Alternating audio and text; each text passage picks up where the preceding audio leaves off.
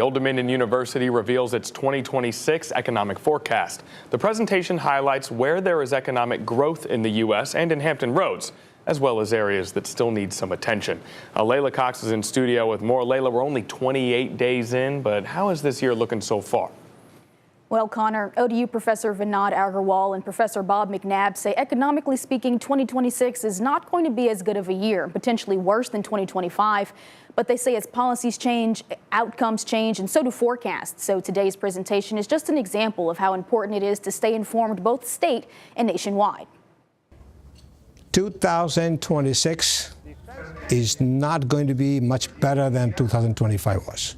There are two reasons for this. Defense spending and international migration are two key reasons why Professor Vinod Agarwal argues economic projections are troubling in 2026. Defense spending will increase, which is a plus.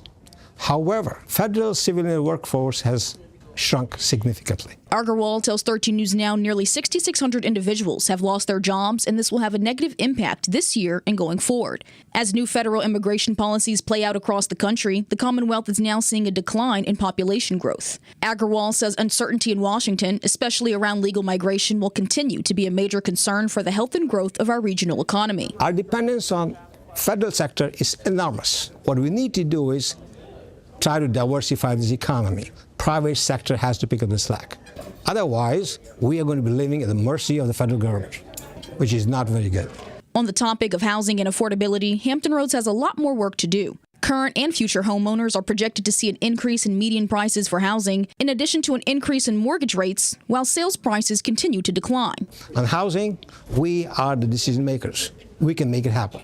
We need to increase housing supply so that we can increase inventories, slow down the pressure on housing prices, and provide more housing for workforce in Hampton Roads.